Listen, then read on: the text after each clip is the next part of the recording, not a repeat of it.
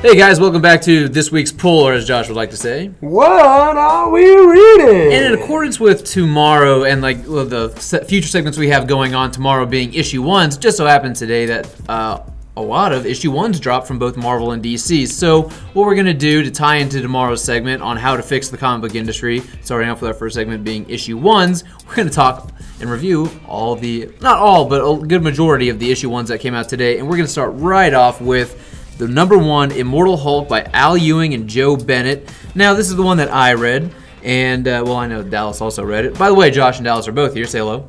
Hi! Hola!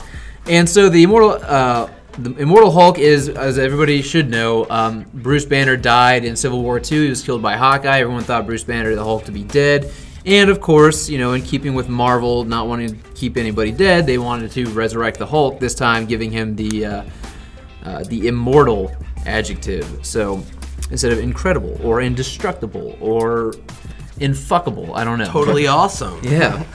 But anyway, so this time we see this book I was interested in reading. We had the poster up here for a while, and so I was like, okay, I'm going to be interested in reading. So this is the first issue I picked out for reading today.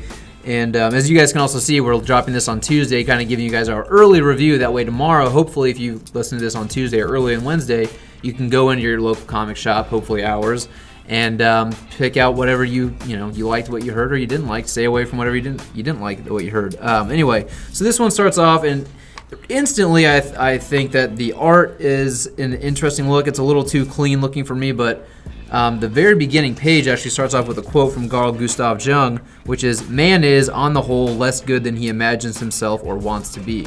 I thought that was a good little quote to introduce a new Hulk book. And in this book, we see that, of course, surprise, surprise, Bruce Banner is not actually dead. We don't know how he came back yet in this book. But first, right off the bat, there's like this, convenience store, gas station mugging. And this dude, and it turns brutal real quick. This dude just caps like every fucking person in this thing, in the place. And you can tell he doesn't want to do it. And so then we get a little bit of a kind of a detective look into this book, which I thought was kind of refreshing. It's not something I feel like I see very often in a Hulk book.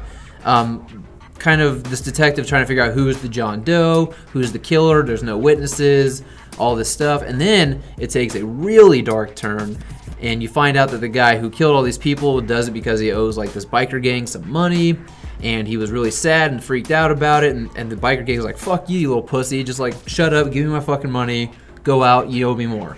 And this is where we start to see a little bit more of the monster side of the book and where it's taking its inspiration from, because they kind of go a little bit like Edward Norton's The Incredible Hulk, and they kind of play up that first reveal of the Hulk in the same vein as Jaws, when you don't see Jaws for a while. So they play that up, and then when you finally get this big grand reveal of Hulk, you can see that they're going back to this kind of bestial, almost ape-looking Hulk.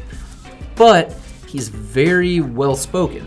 He's not speaking like Hulk this, Hulk that. There's no third person kind of thing, and it's not like fractured sentences. This guy's speaking in whole sentences. He's speaking very clearly, and it's kind of an exciting thing for me, I think, as far as reading Hulk, because I grow tired very quickly of reading the Hulk smash, Hulk hate, puny human, blah blah blah.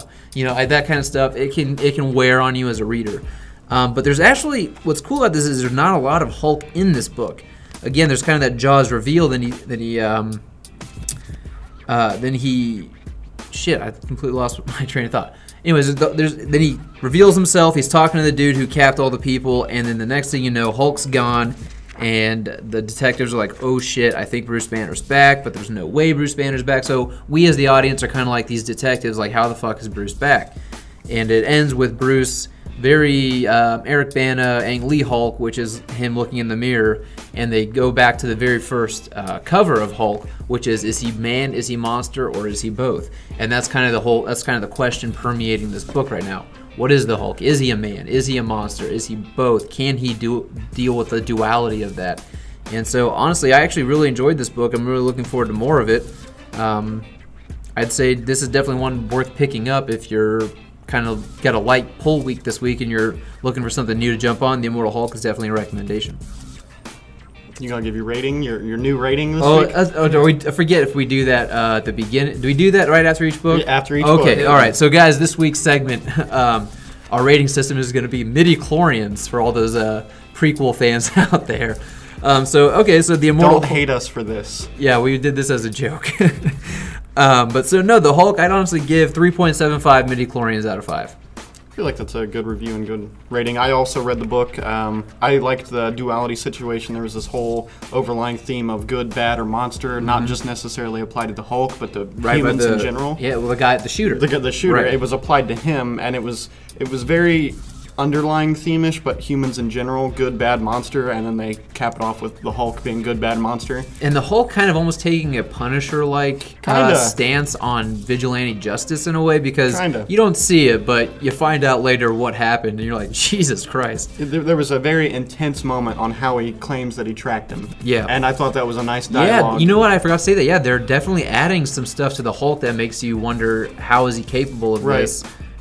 And that's an interesting thing to put on. I mean, he is a monster after all, right? So, and like you said, the Hulk we know isn't exactly the smartest dude, fractured sentences, whereas in this one, he seems a lot smarter. He obviously tracked the dude, and most of the time in comics, sometimes they just leave it up to the reader to interpret how they figured it out. Yeah. But he kind of addresses it, and I'm not sure how they're going to go in more in depth with that. Yeah. But it was interesting, and I think because I mean, most monsters, if you watch monster movies and stuff like that, they all have a supernatural element to them. Now Hulk seems to be getting his supernatural ability or element to him. So no, I'm actually really excited about where this ends up going. Al Ewing, the only thing I really know him from was the Ultimates 2, which was after Secret Wars and the Ultimate Universe collided with, or was just melded with, the 616. And I actually didn't read this, but I only heard really good things about that series. So I think if I had to give it a rating, I'd actually give it about the same as you did. It was a good read. If you're a Hulk fan or not and looking to get into it, I think it's a decent start. Yeah, and this is honestly a good jumping on point. You don't really need to know much about how the circumstances dictating Bruce Banner's death. You just got to know he's back.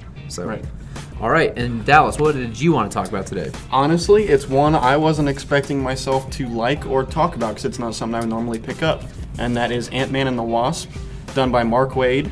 I normally would not read Ant-Man or Wasp, and we decided we would focus on issue 1s. So I picked it up, and I was like, okay, I'll read it. And I don't know a whole lot about the characters, so I dove in not knowing a whole lot. They kind of give you a brief backstory on the origins of Ant-Man and what he is exactly and how it works, but it's very brief. So it's not too long, dragging out. It's one page. Which Ant-Man? The original, Hank Pym. Oh, okay. Yeah, and then his wife they talk about briefly, but it literally says, but this story isn't about them. And it instantly goes to a telecom communication video between Scott Lang and Nadia Van Dyne, and he's basically explaining, hey, I'm planets and planets and planets away. I need to come back to Earth. And she's like, yeah, I don't care about you, whatever. And he's like, but I have a birthday party to make. She's like, why do I care? He's like, it's my daughter's, and I know, you care about family, so help me out here. And she's like, fine, whatever. Give me 10 minutes and 45 seconds. And it literally cuts, and it says 10 minutes and 45 seconds later, she somehow, and they briefly explain it, I'm not going to go into it, briefly explains that if he jumps into this teleportation because she rerouted the communication, she can zap him just in time to bring it back to Earth if he makes his window exactly. And of course, he doesn't make his window exactly because he drops the plant that he took from a planet he was going to give to his daughter for her birthday. So he grabs it real quick, misses his window, and he gets shot off somewhere else. So she starts tracking him, gets sucked into the portal, and they end up somewhere. You don't know where, but you meet these very weird, flame-like, colorful spectrum characters. You don't know what they are. They're speaking a language you don't understand, and Scott can understand them because he has a translator in his helmet, so he gives it to Nadia. She understands them, and she basically gathers by Scott telling her, hey, they're dying, they're missing one of their color spectrums, which is red, and we got to help them. And she's like, what if it's the natural balance? We shouldn't interfere with this, because if they're supposed to die and we interfere, we could set something off in the whole multiverse and everything. And he's like, you want to know from an honest, just regular, not smart guy?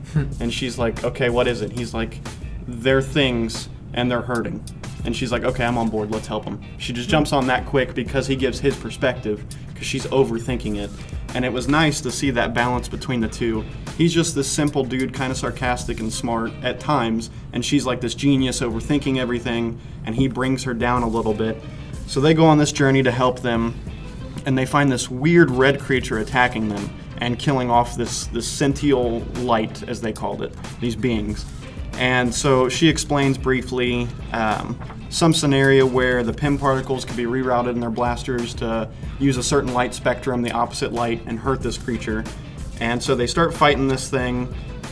It's a pretty short-lived fight, which I don't like. They address this really quickly, and it's kind of over with. But the artwork overall in the book was nice. It's not like overly detailed, kind of cartoony and poppy, but not like pop culture currently. I just mean kind of poppy, pops off the pages, bright, vibrant colors.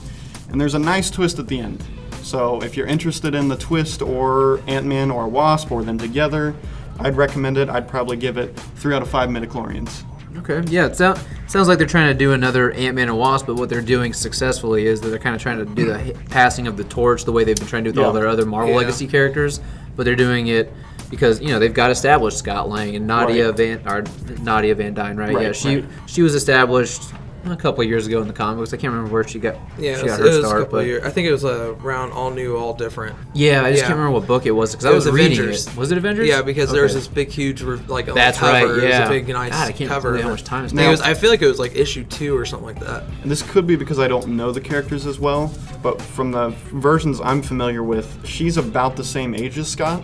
And this, she's younger by quite. Well, everything. No, she's not younger. She's not Scott's age. Well, she's like younger, like addresses him as like an old man. And right. Okay. Yeah, she's like late teens, early 20s. Yeah, she's in the Champions, and Champions, they're all supposed to be like in their late teens, going on to 20. It sounds like Marvel's kind of capping on the fact that Ant-Man and Wasp come out later, and they're going to use Scott Lang as familiar. People are going to be familiar with the movie. They're going to pick this up and feel like they have a good access point. So yeah, I think the best thing overall in this book is definitely the use of Scott's sarcasm, and it's only used twice in the book. Does it feel like Paul Rudd, or does it feel like its own character? It feels like its own character. Like I could see, like if I forced it, Paul Rudd a little bit, but I don't see that they took the movie, because the movie is very comedic and him being very sarcastic.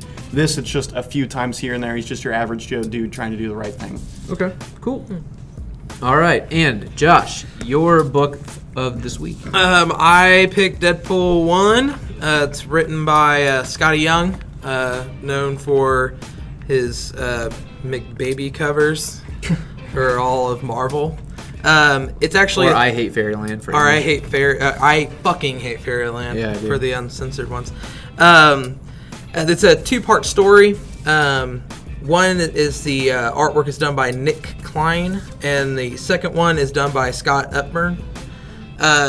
It starts off with Deadpool in a movie theater, and he's watching a movie about 2 bros that are just about to die. One's about to die, and he's like, "Dude, I don't want you to die, bro. Dude, I don't want to die. Dude, don't die." And it's supposed to be a really sapping. He's commenting on it out loud. He's commenting on it, and he's laughing and everything. And his phone goes off, and he hits a ringtone. It's LL Cool J. And he's there for a hit. These bikers are in the back watching this bromance movie, and he's there to do a hit. So what we find out is that Deadpool has hired Negasonic Teenage Warhead, who looks like Negasonic Teenage Warhead from the movie. Oh, yeah. He hired her, and so she's kind of like his receptionist or something. And he's going back, because with the last Duggan run, he wasn't really going for, hits for money. And now he's kind of going back into now that he's lifestyle. more of a mercenary. Yeah, because if you in Despicable Deadpool, he wipes all his memory. Spoilers. Wipes all his memory, and sorry, Jake is being an asshole right now. No, I'm just like I know how you get. You'll go on a tangent about like the last series and just explain it in such thorough detail. All I was going to throw out there was that he had his mind swap, so he doesn't really remember anything. So he does the hit, blah blah blah. There you go. You just kind of get this new sense of Deadpool and this new writing. A lot of censored words. A lot of punchlines. Some of them don't really land. The one cool thing about it is you don't really get this Ryan Reynolds sound feel to it, which some people might not like. But for me, every time I read Deadpool, I always heard Ryan Reynolds, and this one I don't really hear it. In the first story, but there's 2 stories, and it kind of feels like they're trying to give you an idea of what these Deadpool comic books are supposed to lead up to. The first one, he is talking about how nobody really seems to remember him, and he doesn't know what he's supposed to be doing. and Nega 19 Warhead tells him that he needs to have some kind of monumental thing. And he goes, well, it's the summer, and Comic Books overdoes events, so I need to have some kind of event. So he's trying to make his own event. So he goes to Guardians of the Galaxy, and you find out that there's a Celestial, and he goes there, like, Guardians of the Galaxy calls up the Avengers. The Avengers don't know what to fucking do about it because they never heard of the Celestial. And it's kind of cool because you see the whole Avengers, the new Avengers lineup. Jason Aaron's run? Yeah, from Jason Aaron's run. And they don't know what to do, but the guy apparently like goes to planets and then like leaves them blanked, but infests them with the Gurgers, which I found out is slang word for sloppy vagina. And they say that there's only one weapon that can stop this Celestial, and that it's already on Earth, and then it cuts to Deadpool. And you don't know what the weapon is, but that's where that goes. The second story is Deadpool pretty much just trying to remember everything. He's breaking the fourth wall a lot, talking to the readers, and he's coming up with all these different origins because he doesn't remember what his is. So he's coming up with all these different origins, and he's like pretty much hitting on everybody's big origins, you know, Spider-Man's, Hulk's, Batman's, Superman's, and they're just not landing, and that's pretty much it. The stuff I got to read this week was kind of, but this was actually not too bad. Scotty Young does a pretty good job at writing for Deadpool. There's some things that there's just way too many punchlines for me sometimes, and there's not enough humanizing of Deadpool, which is what I really like about Deadpool. I think that for most Deadpool fans out there right now, this is perfect for them. For me, most of them like the movie.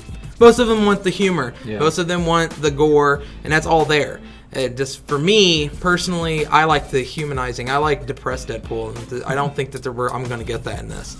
So for me, I would give it about 3.5 midichlorians. All right, 3.5 midichlorians. All right. So Immortal Hulk 3.75. AntMan The Wasp 3.75. Is that what he said? Something like that. And then Josh is giving 3.5 midichlorians to Deadpool. All right, so on to the quicker ones. Doctor Strange #1 came out, also by Mark Waid, who did Ant-Man and the Wasp, with the artist Jesus Saiz, which I can't remember where I've seen his art. I swear I know it from something. I want to say it was actually an Iron Man run with Kieran Gillen. But anyway, long story short, I don't even know the long story, but basically Doctor Strange, he can't use his magic anymore. He, for some reason, has just left him. He doesn't understand, so he contacts Tony Stark to help him get to another planet, so maybe he can contact an otherworldly sorcerer to teach him how to do it.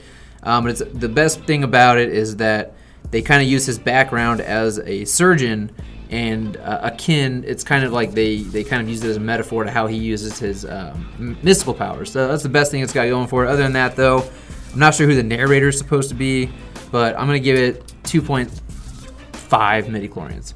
And the other one I read, unfortunately, was The Unexpected #1 by Sook and Nord. I'm not even going to go into whoever their real names are, like their real names, but the only character I kind of remember is Firebrand, but for some reason I thought that was a Marvel character. But if I'm thinking of this is who it is, what I'm thinking, the only thing I remember her from is from the Justice League Unlimited series. You're thinking of Starbrand. Probably. Firebrand from Justice League Unlimited. I think there was an episode where they went to like Thanagar with the Blackhawks with Flash and Hot Girl, and they met the old dude, and there's like some fire chick there. Might be who this is supposed to be, but other than that, they're just rip-offs of other characters, and I don't know what the fuck's going on here. You're supposed to know all these new characters and understand the dialogue, and I'm just pretty much fucking lost during the whole thing. 0.5 midichlorians. 0.5. 0.5. I would not recommend picking up. I think the that might be Unexpected. our lowest one so far that we've ever rated. It is not good. I mean the Doomsday Clock got a better rating. I mean, I know. even the character of this dude who looks kind of like Doctor Strange is like a straight up ripoff of Doctor Strange, down to the fucking emblem on the chest. You've got Does like he have a goatee too? Oh yeah. Oh. Yeah. He's got the high collar, the goatee, the dark hair, the weird shit. He's got I don't know. Got a little Ares Loki looking female. Yeah, right you got there, like too. female, like Steppenwolf ripoff. You've got Blue Hulk. It's just It's just a cold Hulk. yeah. It's like It's really cold. He has like it looks like a frozen ice for. It's Frost shoulder Giant pads. Hulk. Frost Giant Hulk. There you go. There you go. But no, wouldn't recommend this at all. Stay away. I honestly don't think most of the new DC heroes have been worth picking up, other than Curse of Brimstone maybe. But all right. All right, so the other two I read were The Man of Steel, this is actually the only not #1 that we read, is that correct? Yeah. So this is #2 of 6. We talked about #1 on the last one. Kind of all over the place still, giving you different events and different timelines and different characters to set up something that's coming. So keeping it... Go ahead. I was going to say, there's a new free DC Nation thing out this week, and it says who is Rogol Zar, which is the villain in Man of Steel. So they're still giving you some of his origins and what's going on. So might be worth something to check out. It might be. If you were a fan of the first one, I'd say obviously pick it up. It's a limited run 6 series if you're a Superman fan. For me, I'm going to keep reading it because I'm assuming we're going to keep talking about it. This one was okay, not as good as the first one, but there was less steady plot. Like the first one, I got a steady plot with Superman and the arson, whereas this one, the arson happens, but it seems like it's taken a back seat. So I'd probably give this one 2 out of 5 midichlorians. Okay. And then the other one I read was Justice League #1, which was one of the bigger events to come out recently for Justice League. It was the relaunching of it. Well, it came out of Dark Knight's Metal, then right. No Justice. Now this is coming out of No Justice, and so it's So it's another story coming out of a story coming out of a story. Very Storyception. Yeah, no shit. It's very Justice League Unlimited in terms of the characters that are in it. Oh yeah. There's a few other introductions that aren't in there in the main, such as Cyborg. He's not in the Justice League Unlimited main. Right. He's in this one. This one was okay. They set up this big threat that they've been talking about online that I've read for a while. You still don't know what the threat is really. You kind of get a hint of like some characters know, but they don't. Some kind of twists happen. Someone shows up, but I knew who it was, and kills off someone, and big plot reveals and stuff. The best thing, honestly, about this, I think, was the jokes of the I am Batman. Like, that's being the excuse Batman's prepared because I'm Batman. Which is a cop-out for me because it's written by Scott Snyder. Right. But I thought it was funny because the other characters address it and they do their best, quote, Batman impressions while they're talking telepathically through Martian Manhunter, which he, to me, was the standout character of this one. Because it was very Man in the Sky, Justice League Unlimited. He's connecting everyone. That's his purpose, and he's, piecing together all the information he's getting to figure out what's going on. Some origin hints for the Martian Manhunter. So it was interesting. This one, it's the first one, it's a setup, so I'll be lenient. I'll give it 3.5 midichlorians. Okay. I read it too, and the only thing I can say is Justice League Ex Machina. That's Deus Ex Machina Justice League. I'm going to give it 2.5 out of 5. All right. Midichlorians. My time? Yeah. Your time. My time. You're excited for these. My time. Hurry up. My time. Hurry up. Okay. Dazzler #1 is coming out. Yep. And everybody's like, oh man, I'm not going to read that. I'm like, I'll read it. I like Dazzler. You mean Taylor Swift, the comic? So what this whole story is about is Dazzler's. Don't give I'm us not going to go too through. much. I'm not going to go through the whole fucking thing. Fuck off. All right. Dazzler is in a band, and she doesn't want to be an X-Men anymore. But she wants to sing for mutant and human rights, and it's the whole thing is pretty much, mutants are like, fuck you and humans, you guys aren't one of us, and it's just we're speaking on social commentary, and it's pretty much that's all it is. It's about mutants and Inhumans hating each other, and Dazzler's just kind of in the middle, and she's trying to be like, yay, everybody dance with me and sing with me. This book would be great for some people, not for Josh. So Josh is going to give it a 2.0 midichlorians. The only reason why I'm not giving it a 1 is because I know that there's I could think of regulars that come in here that would go, this was a good book. Because I could see some people liking it, me not liking it. My girlfriend would like this book. I wouldn't. It didn't do anything for me. The other book I read was Batman Prelude to the Wedding Part 2, Nightwing versus Hush. We start off with a bachelor party and then Hush buses in. It was okay. It was decent. It had some good moments. I was really hoping it would be just as good as the last one. It really wasn't that as good as it. So I'm going to give it I'll probably give it a 2.4 midichlorians. Oh, really dicing up the midichlorians, aren't you? Yeah, I want to dice them up. All right. Well, guys, those are our ratings for everything that's coming out this week. We hope that you like that you're getting this earlier than on Wednesday, or actually technically Thursday. We're actually trying to get this to you on Tuesday night. That way, when you walk in, like we said, when you walk into your local comic shop, you have an idea of what you might be looking for, what to stay away from. So let us know in the comments below if you guys found this helpful at all. And we really appreciate you listening this far, and we will see you guys next Tuesday with the next installment of What Are We Reading. And be on the lookout for tomorrow. We're going to be doing the first segment of our How to Fix the Comic Industry, and we're going to be tackling issue 1s. So be on the lookout for that, guys, and thank you.